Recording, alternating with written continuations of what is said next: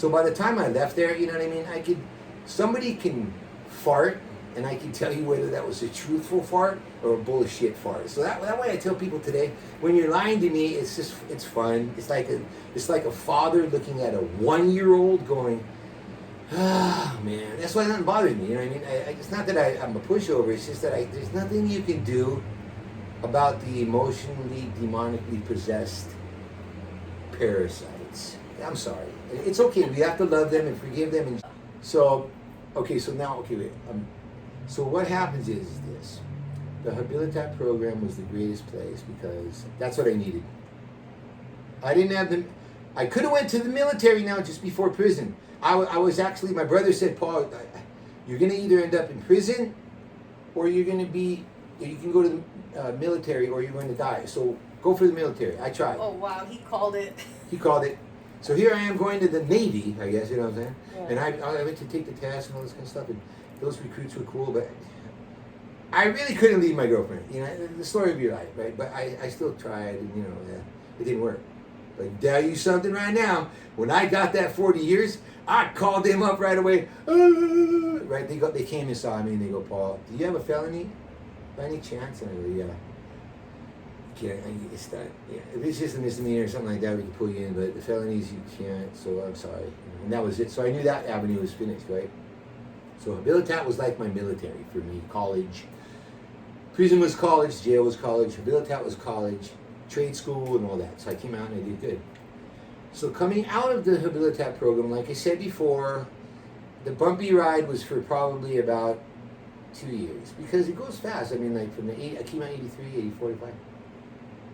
Right around the 80s, I can't tell you exactly when, because I know that I got married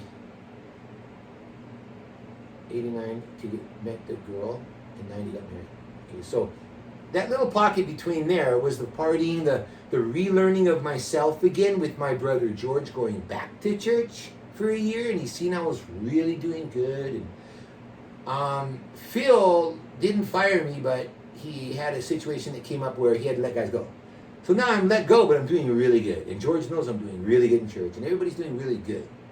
And Phil finally told me, by the way, you finally made it, Paul, to your $15 an hour. But I got to let you go. Right? You know what I'm saying? Yeah. So that's the big joke. Yeah, it's the big joke coming up. Mr. Krabs. Oh, yeah. So I'm out there by myself right now, and I see this guy, Good Strokes painting. And I didn't know that he knew Phil. So I came in to see him at the bar. Hey, man, I need work, man. And he goes, hey, no, I don't have any right now, Paul, but Phil does. He's a good friend. Go see him. Anyway, I met Phil. We bonded and connected. And Phil became my mentor, and I became foreman with him, and I did really good with him. And that run happened. You know what I mean? That was a run, you know. There was some partying in there with guys now. Singing in his rock band, you know, having my own place I finally got. Semi-maturing, but not all the way maturing. So during that phase was the ending portion of the partying and that movie, Going to the War in Remembrance. We went to Honolulu, us boys. Free everything. Hotels, vehicles, on the set with Robert Mitchum. And the other actors that were in there. Sorry, I didn't remember you guys' name, but you're big time all the way. If you should mention their name, they're big time. But the only one that I could mention is the legendary Robert Mitchum. We were with all of them on the boat. On the place where the bombs go off, right there with these guys while they're front line right there, and I pushed my way right to the front lines, and I was getting right there to get onto the front lines and all this kind of stuff. But because of my drug addiction and alcohol, and meeting a couple of nice chicks, well, I'll tell you about that one later, rendered us in Honolulu, got high one night, came back late. It wasn't coke, it was the speed. Destroyed me. I went into the place, he seen me like that, I tried to play it off. He told me, Paul, you know, we're going to send you home. It was a good try. I went home to Maui again, and the truck that I had smashed, remember before I came, the truck that I wiped out, got my nose broken with all the stitches and the lady and all that kind of stuff. The insurance money finally came in, and I got home landing right there at the airport, walked over to the used car lot and bought me a Firebird. And that's where I slept and ended and everything like that. I was in. So I made it home safe. God took care of me there.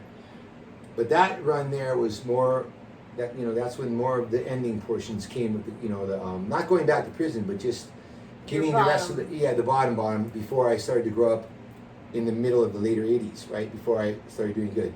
So at that later middle portion of the 80s, heading into the 90s, a couple years before, I finally got really good at the church with George and doing good. Things were looking real good. And George said, all right, it's just me and Bob right now, but you can come back in. All right, man. And I go, so what do you want? I go, well, Phil just said I made it to 15. Well, George told me, hey, I only paid $12.50, right? So I was at $13.50 with Phil. And I go, oh my gosh, George. And he goes, no, that's how I go, okay, fine. You know what I mean? That was cool. So it worked out really good with George. And I worked with him all the way, man, and started running it. You know, and I finally gave up my little things. A little weed, you know, beer, you know what I mean, at the ending portion. But the hard stuff was all gone. And then that went, the weed and the beer. And I really got good into church and all that, and that's when I met Sarah, my first wife. Okay, so I met Sarah, my first wife, through her mom at the doctor's office that we were at George's job. We were painting. The mom introduced me to her. She was with somebody bad. They had just moved over here, and she liked me, the mom, so he introduced me to her. I met her. She left the guy keeping me, which that's a whole other story right there. Because a week before the marriage, she did a little thing with him, and then I forgave her. And then because the wedding was so huge, the whole families were coming over from the whole earth. So I'm not going to cancel a. She cheated. Oh yeah, with the dude that lived right down the road on Maui with me, with a with a colored gentleman. And then as we rolled forward into our marriage, you ain't gonna do this no more, are you? Nah. Okay, cool. So we moved forward and we carried on. So the 15 years, there was a whole lot of growing with us. We grow a lot with George, working with him, getting the Maui paint, whatever going, the whole gig paint company. 91 was established and locked in. Shortly after that, we applied and tried to qualify for 20 houses and got rejected until finally we learned how to do it. Yeah, you got to learn how to do it, okay? Even a drug addict punk, dirtbag from the death row and overdoses and car smashes and wiping out my spirit till I'm dead 85 times can come out and buy a house. It's not a big deal. Anyway, let's put that aside. So anyway, our first house was the condo. We bought the condo. You know what I mean? I'm doing good. Maui painting, rocking it out.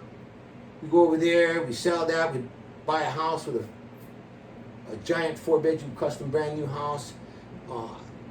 The developer gave me a $50,000 mortgage on him, interest only. I did the painting and everything, squeezed in by the bucket, selling this condo and transferring in that house over there. I became the #1 home improvement king, wiping out the whole island on TV for the #1 swimming pool on the island with a pick, digging through blue rock, not dynamite in a tractor, but digging all the way through with a human backhoe. Built the swimming pool, won the state championship, was on TV, all kind of great stuff. So there's the dream. You're in the house. Okay, big house mansion, all brand new now. A couple houses now already. We're in this big mansion. You rent out the bottom, custom Ohana built in the bottom swimming pool. Movie stars and all the crap. Watch this. So anyway, we did very well. But we found out that after all the adoption, we couldn't have a baby for now. Okay. So we fly to Russia and we adopt Jake after 10 solid years of trying now. In vitros, surgeries, everything. 10 years, no baby. We fly to Russia, we adopt a baby named Jacob. She gets pregnant in Russia, fly back over here. There's the baby. Abigail comes out and dies at birth right there, first one. So strike one. Leah comes out. Leah came out first. Perfect. Everything's great. Abigail died, the second one. And then Samuel came out on my birthday. So that was it. I stopped, you know what I mean? That was it. We're good. We're in the house now. We're doing great. We have the babies. Everything's cool. We're rocking it out now. Church, beautiful life. Everything's great. Things are rocking. Okay. And then all of a sudden, it just got to the point where, I don't know, it turned out to 15 years, not only 15, but 2004, yeah. Mom parents moved to Kentucky. They wanted us to go over there. Come to Kentucky. Her parents moved to Kentucky from Maui and told us, hey, we want you to come over here with us to be your grandkids and all that. And you were still using what were you No, we were at the top of the game, man. Maui painting, rocking it out, big house, mansion. Oh yeah, everything's great. Okay. Yeah, okay. Where you're working on your marriage and having kids and stuff. Yeah, we just had 3, 5, and 7-year-olds, so we're doing great. Finally a guy answering, everything's great. Okay. Let's go over there and be with the grandparents, Yeah. 6 months after we were there, divorce, done. I don't know, parents kind of rolled with it in a sense, because at the end of the day, it was going to be this, that, the other, blah, blah, blah. She went bipolar, had a real rough time. I saw all kind of guys, this and that, all kind of freaky stuff. I just hung on to the kids tight. Yeah. Hung on tight. She passed them on to me. You take them, bring them back to me. Be a good dad. Be a good dad. She said, I will. Said she could come visit and all that. So everything's cool. You go over there. Came over here with a couple dollars left. Got the cheapest thing on Maui at the time. The economy went up. So the house we sold went from $600,000 to $1 million. Bought a condo, the one I'm in still to this very day, for $450,000. I only had like 80 grand to put down on it. Put everything I had down. They kept 20,000 to raise the kid, and start Maui painting all over again. For 8 years, stayed single by myself, raised these guys up as far as I could. The kids told me, Dad, start mingling out there and do your thing. And that's when, I found out what life's all about. Woohoo! Here we go. You went back to doing drugs? No, well, I met a girl for 3 years, and that girl she was a great person and everything, but you know how it goes. You use a little bit, and you're all right, we're going to do great. And so that kind of didn't work out, you know what I'm saying? And then led up to the huge catalyst of your bottom. Yeah. And so now,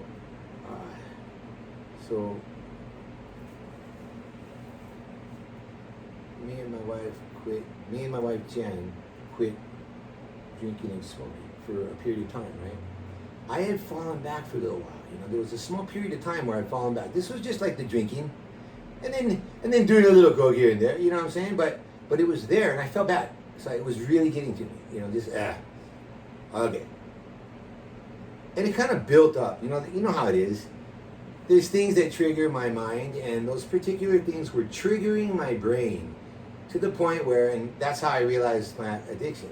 When I get stressed and triggered too many times, right, I will use things to comfort me during that time to help me to just roll out of that area there so I don't stress out to a heart attack and die. It's kind of like my self-medication gig.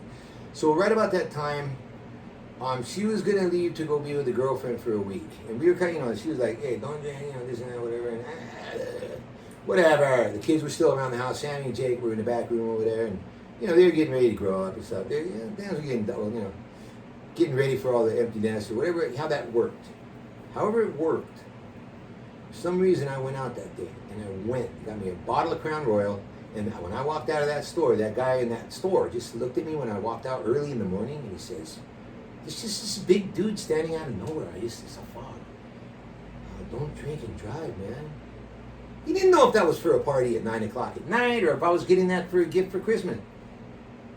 And I walked out and I got right into the truck, popped that bottle, and by the time I got because the guy I was supposed to get my Coke from wasn't coming through. So I had this one dude working for me, and he was downtown over here, right? You know what I mean? So I went over to Sack and Save, and I had just polished the bottle up, and I remember throwing it into a trashing cart right there at the thing, and I go, "Hey, man, you want it?" He goes, "Yeah, come over now." He came to my truck, gave it to me, and I was out of it. I think I did the whole thing by accident, because I could barely get my head to go down onto the thing and put a straw by my nose. So I just stuck my whole head into the counter right there, and went, "Oh," and all I remember is the chemical went, and my whole body went in. I go, "Ooh, too much." And all of a sudden, I was awake, man. And I went home, and I never forget just telling Jacob and Sally, "I'm going to the gym." That was my go-to every time. "I'm going to the gym." I ran in the room real quick for some stupid reason, and then left. And then went straight to Ale House. Now, and remember them filling my shots to the rim, like 10 of them of Patron. I shotgunned those. Then I shotgunned up to Paulie's, and I started shotgunning up there. And that part I don't remember no more. I was done. So I left Paulie's, and I was already texting everybody in the family.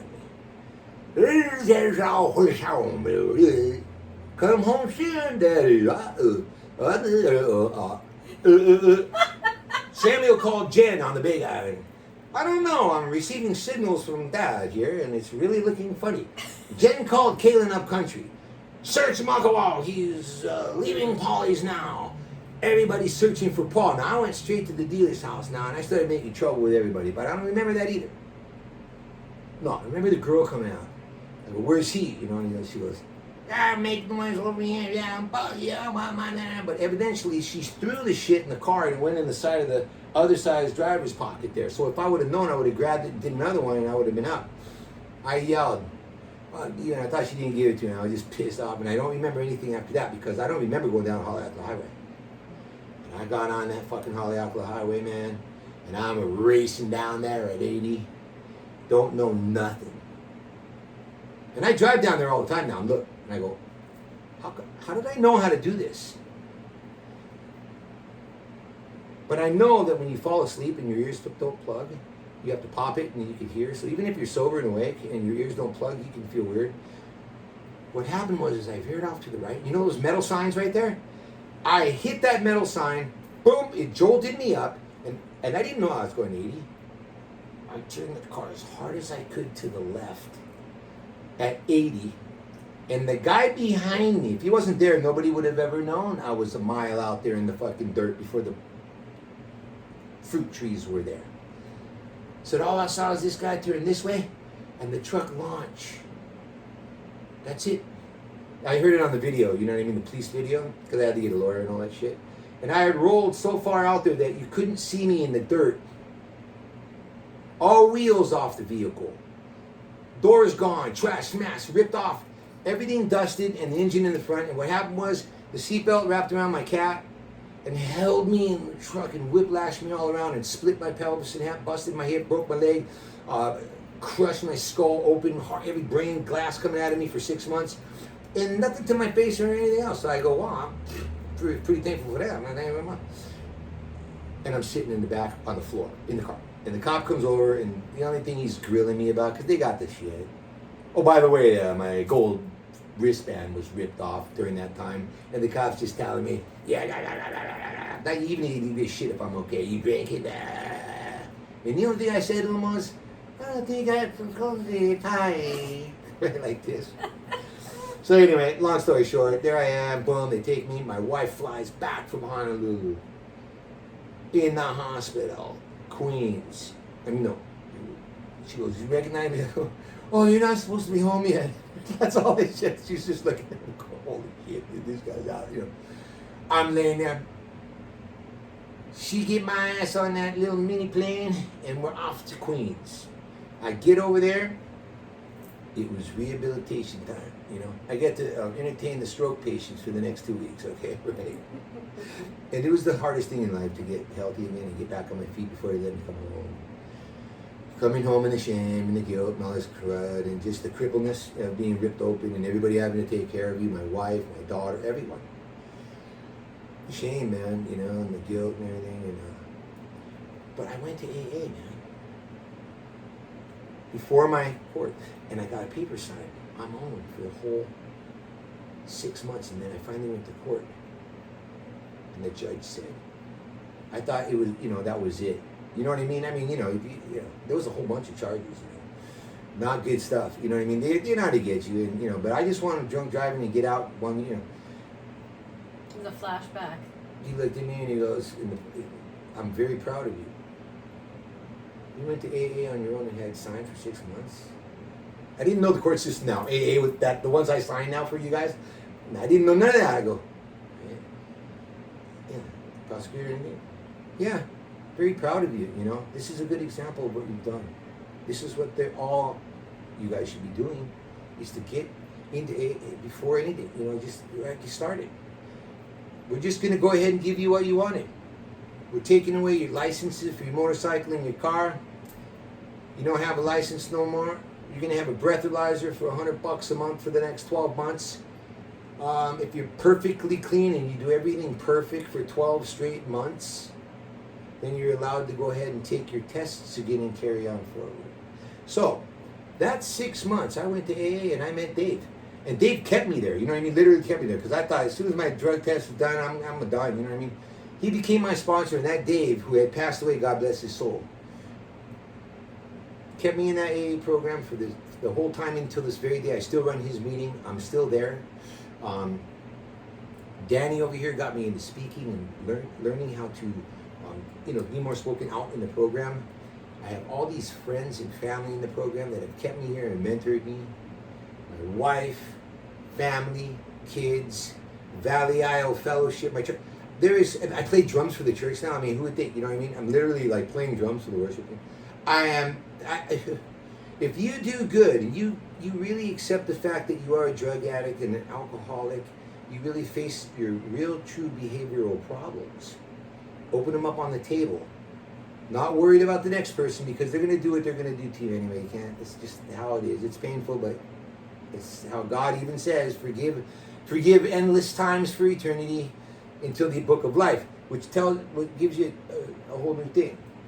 That whole time through all those bumps and everything like this, I always kept my body clean. It's got major scars and all that kind of stuff all over it, crippledness, but those tattoos go to heaven in the book of life with not one tattoo at all. You know what I mean? Like, and the things that I had told you during this time were just the gentle things. I didn't even want to break in the hard stuff to you. That was the fun stuff. You know, oh, and the overdoses, of course, with the coke and the arms swelling up, and the doctor had to slice open my veins and drain all the blood out and put a catheter in so that it didn't kill me.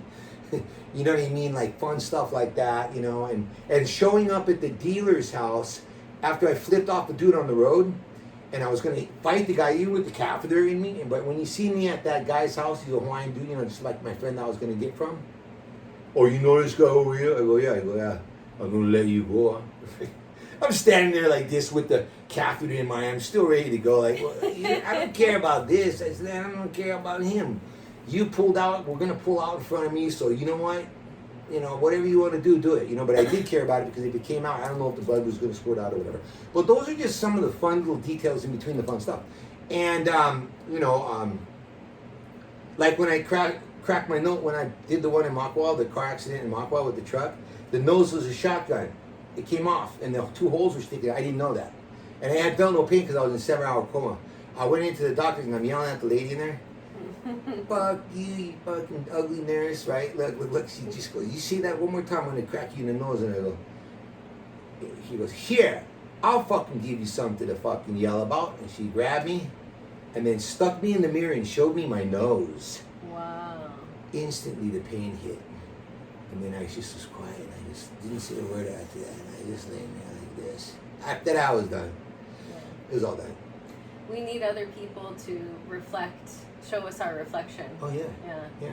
But that, you know, that just shows you that, you know, that even with all of those things, I still had my bouts until the bouts, in and out of drug addiction the whole time. The prison terms, the credit. Oh, the beating up the bull of that dorm in a lucky body blows catch while all Hawaiians surrounding you. This guy was bothering everybody. Young dude with a tattoo on his back with his V-shaped back with a cobra, the whole cobra in the back like this, kind of bullying everybody. So it was kind of cool. But we all went body blows down at the end with cigarette, you know, everything in our mouth. Well, you know, it doesn't matter. And, you know, so those guys were cool because you could body blow with them and your friends. You're just body blowing to be cool. He pretended to body blow me to be cool, but he was bullying me the whole time and everybody else. He body blowed me, right? And then I had to put my cigarette down while I was body blowing. Weird how you're doing that. You know? Oh, putting your cigarette down, huh? And he started to do this. So I had slipped in the water because that's where the shower was at the end where we would do the body blows. And he nailed me in the head. So I'm cool. I get up and it's still body blows again. So this time the adrenaline was pumping, so I went like 17,000 miles an hour, and I got a lucky shot into the solar plex, and he dropped to his knees. That was God right there, because everybody around saw it. And I didn't finish him or nothing. I just kicked back and all good. From that point forward, I saw him at visiting. He had bruises everywhere. I felt proud. He was cool. He still was a little bit of a bully, but he was cool after that. So that's before we went into Dorm 5. So I already made okay with people. I was okay. So the one not being a rat and the other one with that lucky spiritual blessing there of that lucky blow got me into Okayville in prison to keep my booty hole tight. So I always hold booty hole credit inside the practice, okay? Very big thing in prison, but believe me, it's in the 80s and 90s, because back in the 80s and 90s in prison, where most of these young guys that go to jail today, I was in there with your grandfathers. If any of you guys have any tough grandfathers or fathers out there, like in their 50s, 60s, or maybe 70s, yeah, those are the guys that I got to grow up with inside of there. The guys that were real. So anyway, that's why I grew up good. The Hawaiians taught me good over here, and they really grew me up well. You know, and they trained me well, how to behave, how to accept the fact that I am who I am. I still talk like a white person. I don't go around, I don't do that, you know what I mean? I'm still Paul. That's what they respect. You leave who you be who you are, you be truthful to the person that you are. Yes. even my brother George, when I first moved here and he was trying to teach me Hawaiian like that, I came in acting like that. He goes, Paul, you don't talk like that in the house. Hawaiians respect it when you be yourself. Okay, out there you can do what you want, man. I go, guy like this, But be respectful. That's what they love. So I did that, So today, fast forward, I'm doing really good today. The AA program. My wife's got the 8 years sober. I got like 6 or something. She gets her chip. I bring her chip. She's a leader at the church, and I'm playing drums at the church now. She's bringing her daughter and family to church. We're all trying to show a great example to family members of the Lord. You know what I mean? That's the Lord. That's the one I picked. I picked Jesus. Everybody else picks their own, and it's all great. Your own higher power. Oh yeah, it's all good. As a Christian, I respect whoever you are and whatever you're doing, and you guys respect me too. Which I'm very thankful today that you do. Yeah. A lot of guys put us down as Christian, but it's okay. It's not. If people see that my Lord is a happy Lord and they like what I got, then they'll want what Paul has. Well, I love what you say, that I don't really exist. Yeah. And that is like one of your famous quotes. Yeah. Because I was taught the same thing when I got sober. One of my mentors is Phil Good, and he would say, I'm a dot, which is the same thing. Like, I really don't exist. I'm just a cell in the whole entire universe, body, but I'm a piece of that light. Yeah. So, however I reflect the light, which is the higher power, is my way. And when I first heard you and your story, this was during COVID, and this was on the grass, meeting outside that started during COVID. The speakers had to speak for like 45 minutes. So I came up there and I never heard this guy before, but just your delivery and your charisma, and I think that that's like so great to be an example of this program is based on attraction, not promotion. Right. So like if I want what somebody has, then they're gonna be my sober support or even my sponsor. Right. And just tell me a little bit about your experience being sponsored, being raised in the program, and kind of how you give back today. Yeah, and so I have been, like, Dave taught me the real brotherhood of being a sponsor to be, be disciplined, have a sponsor, get sponsees. The big book is what I've been doing the whole time, so I went through it like 7 times, really, and all these meetings and stuff like that. And you guys for helping me to speak, literally, like, to talk in front of people, and to share my story and stuff like that, and how many people hear it and stuff. And never be judgmental to anybody, and never point fingers at anybody. But AA helped me to come back to my God. In other words, to grow up. Be sober. If you're going to believe in Jesus, well, great. Well, then be sober and be clean. Or if you're going to believe in, do what you say you're going to do, because then people will be able to listen to what you have to say. Don't speak it and then turn, you know what I mean? And if you do mess up, the beautiful thing about God and AA, both of them forgive you instantaneously, and they do not hold that against you and ride you. You know what I'm saying? They just go, hey, pick yourself up, dust yourself up, get up tomorrow and keep on going. Don't give up on yourself. You know what I'm saying? And, it's like, even God says, you were not of this earth. You know what I mean? You were already. You know what I mean? This has already happened. This is, it's not like, oh yeah, all of a sudden you popped up out of your mommy's womb. No. This happened a long time ago, buddy. You're already here. So start obeying and doing the right thing, baby. That's all it is. Did you hear what a fellow said on Saturday in our meeting? He's like, I think us alcoholics are all aliens. Yeah, I 100%. You know what I mean? Like, we're not. We're not of this earth. Nah, we're really not. And to dig this one, you know what I mean? It's like, a lot of my family and friends, when we die, we go back to the dirt, and that's the end of us. And but we were searching for oblivion. We were searching for that out of the world experience in the drugs and alcohol. Exactly. And the funny thing is, we're always searching for that, whether it's sober or whether it's searching in the drug world. We always want to find more and learn more and all this kind of stuff. And the greatest thing about life is we just keep learning. Yeah, we never. I mean, to me, even with all the experiences and all this kind of stuff like that, I'm still a kid. I mean, to me, it's like I'm still God's little kid running around in His playground, and I'm like going, just be careful and stay away from that rotten fruit, because that dirty fruit going to chew you up and spit you out and throw you right back into the pit. I don't like to be in the pit. You know what I mean? I'd rather be walking upright and shining like a star and stuff like that. So, stay true to God. Stay true to, if you're going to AA, stay true to AA. Stay true to your friends. Stay true to your family. And that guy that told you when you had your last run, Yeah. and you almost died in your accident. Yeah. You're walking out of the liquor store with the Crown Royal. That must have been like an angel. Oh, definitely. Like he already knew, like, because nobody, I mean, how many thousands of times I went to the store and walked out with, that's all I did. Walk out of the store with cases of everything. You know what I'm saying? Nobody gave in fact, they didn't even look at you. They'd check you out, walk you down the road. And here I come isolated after not getting alcohol for a long time and walking in there and grabbing a bottle of Crown, right?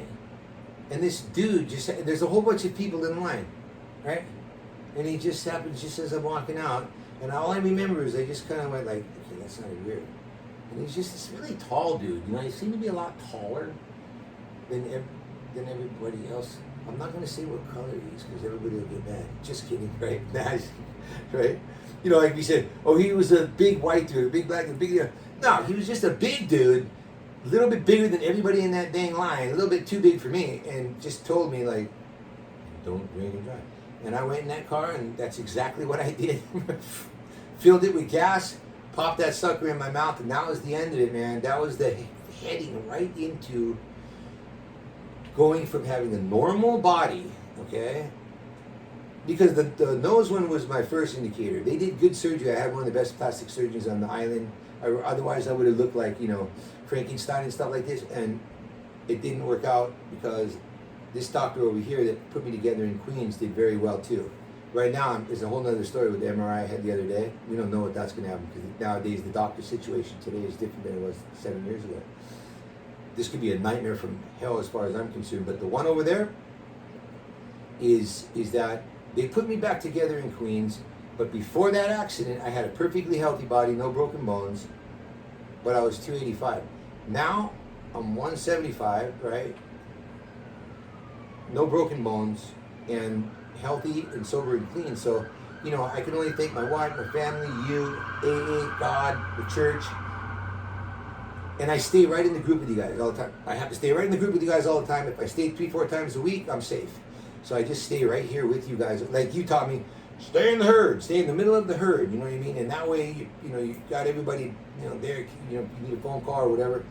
The reason I never really need a phone call because either people are calling me to sponsor them, or I'm in a meeting and I'm listening to everybody, or I'm talking to people at the meeting. So I'm so engulfed in it but I just only kind of do the Wailuku meetings. Yeah. I got stuck right here in Wailuku, and it's great because it's where my roots are, you know what I mean, where the accident happened, my memory, but I miss Dave.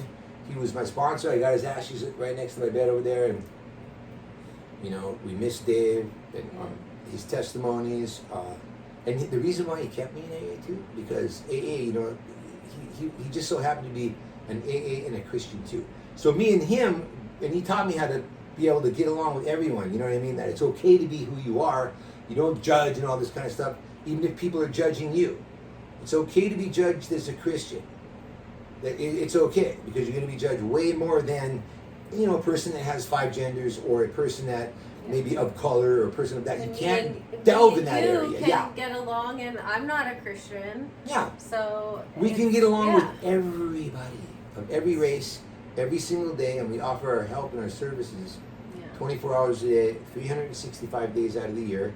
And I'm very thankful that at least I have a day to be like sober, clean, straight up, like hoping to be able to exercise after the MRIs and the leg surgery and all that, because I had the Harley accident, which jogged my leg and my bones, and then I had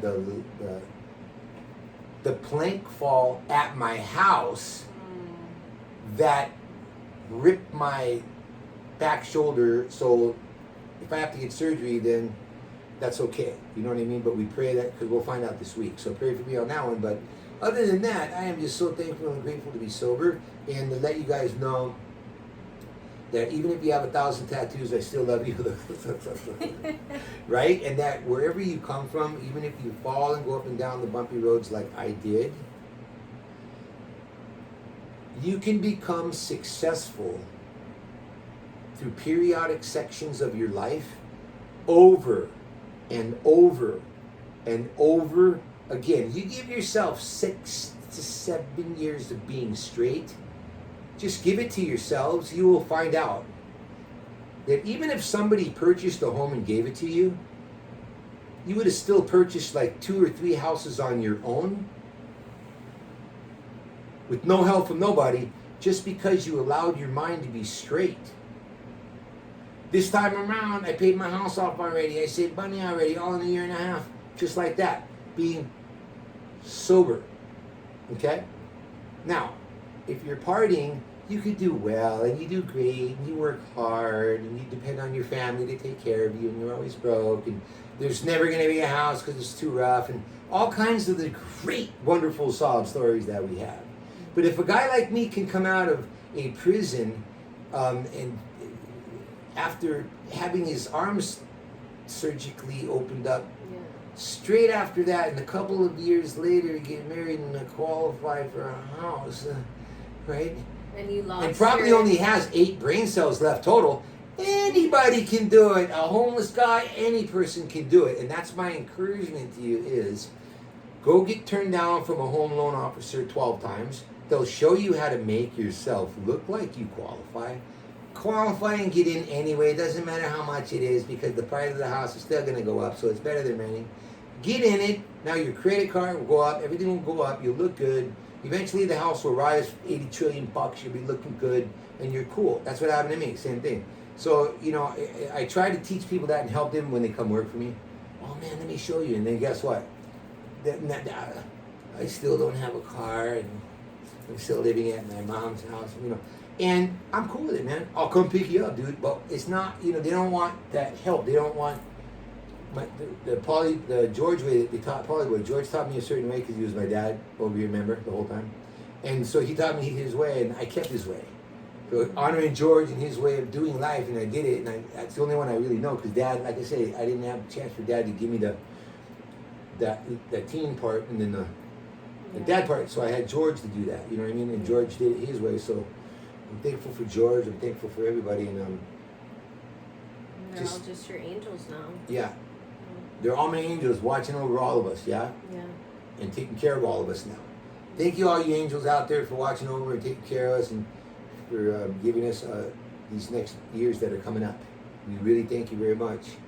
And we thank all you guys in the world out there, and we love you. And you know, if you ever want to hear more details of the things in between, because it's my first podcast here like this, and then I can pinpoint sections. I tried to flow through, and hard for know how it really goes, right? But if I did good, great. And I hope I did. Good. From the heart, Polyboy. Love you, fam. All right.